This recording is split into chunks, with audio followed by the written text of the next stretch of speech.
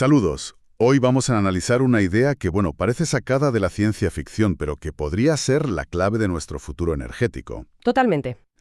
Tenemos sobre la mesa dos revoluciones tecnológicas gigantescas, los coches eléctricos y las energías renovables. Y cada una con su propio desafío, que no es pequeño. Exacto. Por un lado, ¿qué hacemos con la montaña de baterías de coches eléctricos que se van a retirar en los próximos años? Y por otro, ¿cómo estabilizas una red eléctrica que depende del sol y del viento, que son increíblemente caprichosos? Pues lo fascinante del material que vamos a desgranar hoy, un estudio muy denso de Ma y sus colaboradores, es que plantea que estos dos problemas no son dos problemas. ¿Ah, no? No, son una única solución. La idea central es, ¿y si esa montaña de baterías, que consideramos residuos, es en realidad el almacén de energía gigante que las renovables necesitan? Un almacén para funcionar de forma fiable. Justo. Y el estudio no se queda en la teoría, ¿eh? Crea un modelo económico y técnico para ver si esto es viable a la escala de un país como China de aquí a 2050. Exacto. Así que la misión que tenemos por delante es averiguar si esta idea es una genialidad o, una quimera. Vamos a sumergirnos en las cifras de este modelo para entender el impacto real de darles una segunda vida a estas materias. Hablaremos de ahorros económicos, de redibujar el mapa energético. Y de las decisiones críticas que hay que tomar para que todo este puzzle encaje. De acuerdo, pues vamos directos al grano.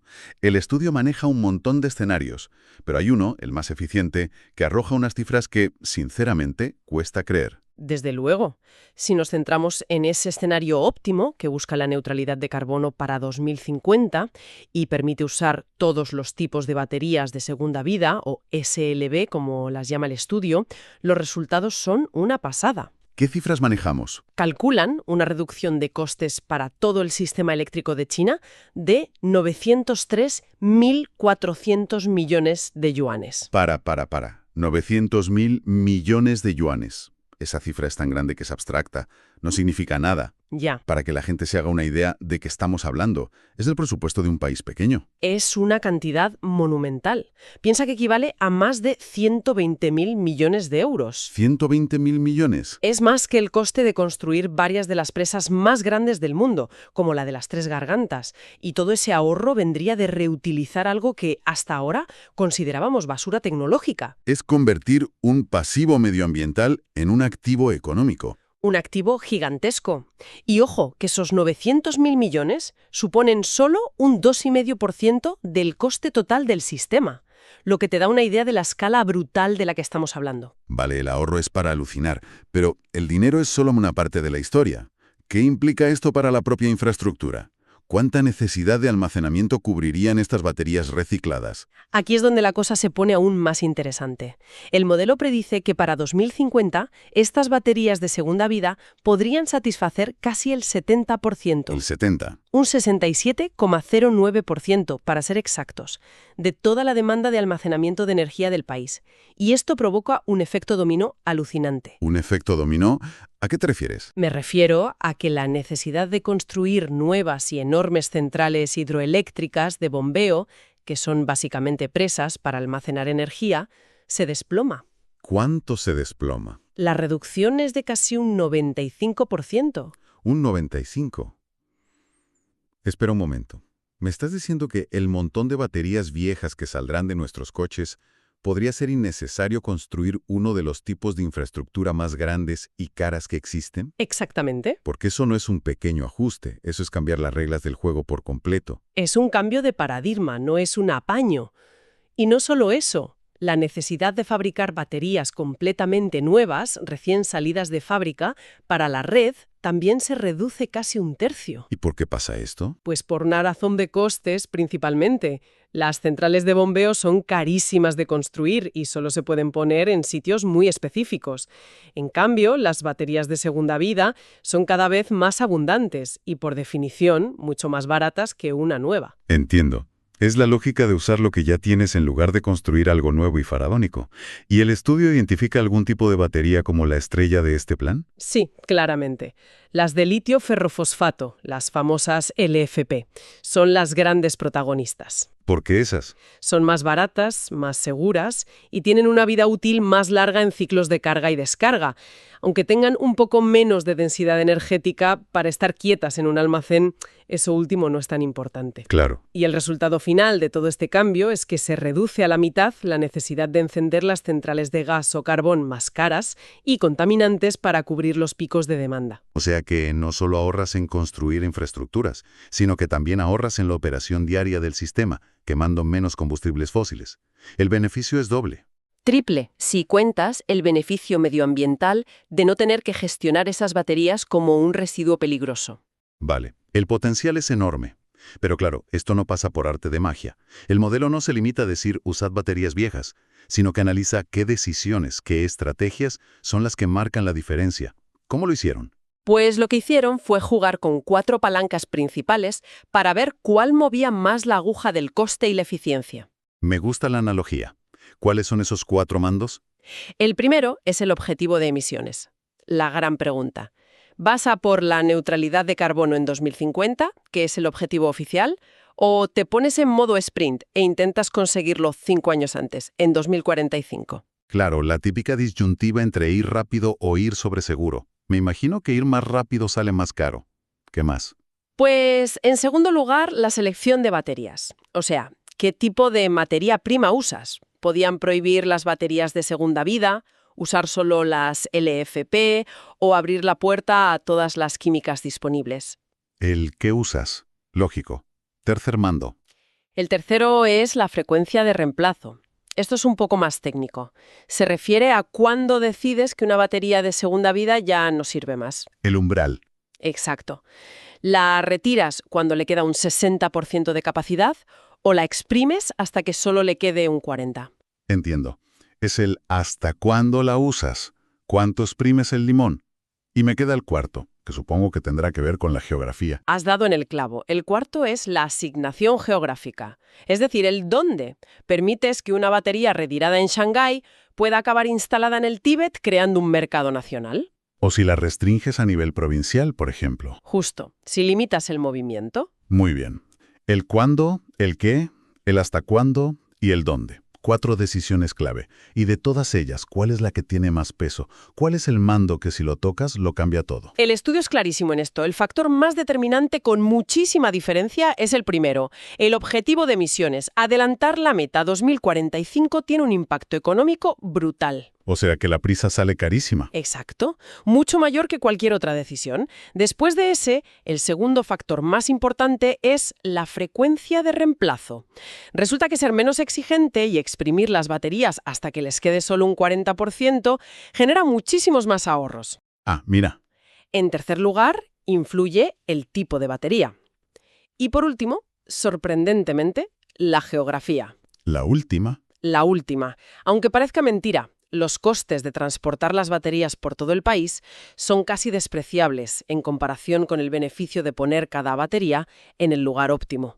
Un mercado nacional es, de lejos, la opción más eficiente. Vamos a profundizar en eso porque me parece fascinante. Empecemos por la variable más crítica, el tiempo. ¿Qué pasa exactamente en el modelo cuando le metes prisa al sistema para que sea neutro en carbono en 2045? ¿Por qué se dispara el coste? Aquí es donde la cosa se pone complicada y hay que empezar a hacer sacrificios. Para correr tanto, el sistema se ve forzado a tomar atajos tecnológicos que son muy caros. Por ejemplo, Concretamente, tiene que invertir masivamente en tecnologías de captura de carbono, especialmente una llamada bio-CCS. perdona que te interrumpa, pero bio-CCS suena a algo muy complejo. ¿Puedes explicarlo en plan sencillo? ¿Qué es? Claro, en pocas palabras, es quemar materia vegetal, biomasa, para generar electricidad y luego usar una tecnología para capturar el dióxido de carbono de la combustión y almacenarlo bajo tierra. Para que no llegue a la atmósfera. Eso es. Se considera carbono negativo porque las plantas primero absorbieron CO2 para crecer, pero es una tecnología controvertida, muy cara y que aún no está madura a gran escala. Es una especie de último recurso. Entiendo. Es como si para acabar la casa a tiempo, en lugar de usar ladrillos normales, tuvieras que empezar a usar unos ladrillos experimentales carísimos. Es una analogía perfecta. Y no solo eso. La prisa también provoca una enorme presión sobre el suministro de baterías al principio. Como hay pocas, el sistema las usa de forma menos óptima, las fuerza más y se degradan antes. El clásico vísteme despacio que tengo prisa. Tal cual. Intentar correr te lleva a malgastar tus recursos. Y supongo que esta presión no se distribuye por igual en un país tan diverso como China. En absoluto. Las provincias que hoy dependen masivamente del carbón, como Shandong o Mongolia Interior, son las que más sufren. Se enfrentan a una reconversión industrial titánica y carísima para cumplir con ese plazo acelerado. Para ellas, 5 años menos es un mundo. Entendido. La prisa es mala consejera. Vayamos ahora a la geografía, que decías que era menos importante en coste, pero me parece que dibuja un futuro muy curioso. ¿Qué mapa energético emerge de todo esto? Emerge un mapa muy claro y a primera vista contraintuitivo. Para 2050 se ve un patrón que el estudio llama norte fuerte, sur débil en cuanto a la capacidad de almacenamiento instalada. A ver, explícame eso. Las provincias con un potencial de renovables salvaje, que están sobre todo en el norte y el oeste como Xinjiang o Mongolia Interior, se convierten en los grandes centros de almacenamiento del país. Necesitan baterías para guardar toda esa energía. Vale, eso tiene sentido. Pones el almacén junto a la fábrica de energía. Pero, ¿no es un poco arriesgado concentrar todo en unas pocas provincias? Es una buena pregunta. El modelo lo gestiona con la red nacional, que mueve la energía. Pero hay otro factor que complica ese mapa y que es fascinante: el clima. Resulta que a las baterías no les gusta el frío extremo. ¿Cómo que no les gusta el frío? La química interna de una batería se ralentiza muchísimo a bajas temperaturas. Su rendimiento cae en picado, se estresan y se degradan mucho más rápido. Ah, claro. Por eso el modelo, que es muy listo, llega a una conclusión curiosa. Dice, en las regiones del norte, donde en invierno hace un frío que pela, es mejor instalar baterías nuevas más robustas. Y las de segunda vida, que ya vienen un poco cascadas, las mandamos al sur, que tiene un clima más templado. Qué bueno.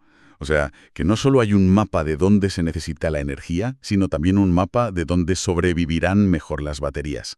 Exacto, un mapa de eficiencia climática para las baterías. Y para que esto funcione, tiene que haber un sistema para moverlas por todo el país. ¿Cómo es esa logística? Vemos camiones llenos de baterías cruzando China.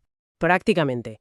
El modelo dibuja una red de transporte que es un lío tremendo en los primeros años, por ejemplo, en 2030. ¿Por qué? En esa fase hay pocas baterías de segunda vida disponibles, así que hay que llevarlas desde donde se retiran, principalmente las grandes ciudades costeras, hasta donde se necesitan con más urgencia.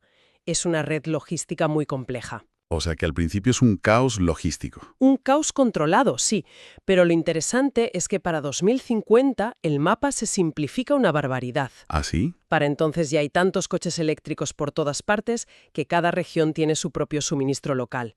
Las regiones con pocas renovables, como la poblada costa este, se convierten en exportadoras netas de baterías usadas. ¿Como si fueran los productores de esta nueva materia prima? Exacto.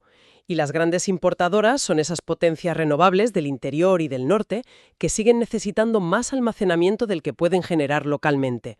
Se crea un auténtico mercado nacional de baterías de segunda mano. Un flujo que va del este al oeste. Eso es. Entonces, si unimos todas las piezas, ¿cuál es la gran conclusión de todo esto? Parece evidente que reutilizar baterías no es solo una idea simpática para ser más ecologistas. La conclusión es rotunda. Es una pieza absolutamente crítica y, sobre todo, rentable para llevar a cabo la transición energética.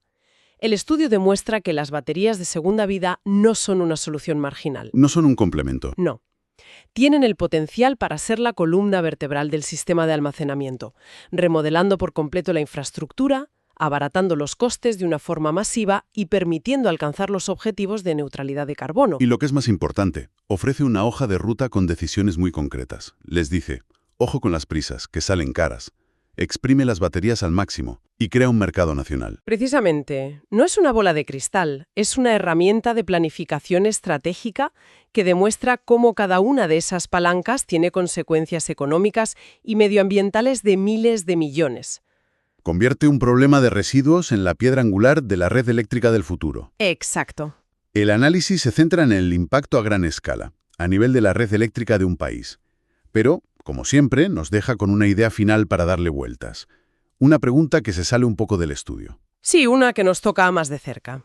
Si una batería de coche, al final de su vida útil en el vehículo, todavía tiene un valor tan inmenso que puede ayudar a estabilizar el sistema energético de un país entero, ¿Qué implica eso para el valor de un coche eléctrico usado en el futuro? Claro. Podríamos llegar a un punto en que el valor de esa segunda vida de la batería se convierta en un factor clave en el precio de reventa de un coche. quizás en el futuro no solo compremos un medio de transporte, sino que, sin saberlo, estemos comprando también un activo energético, un pequeño almacén de energía sobre ruedas, cuyo valor residual podría ser mucho más alto de lo que imaginamos hoy.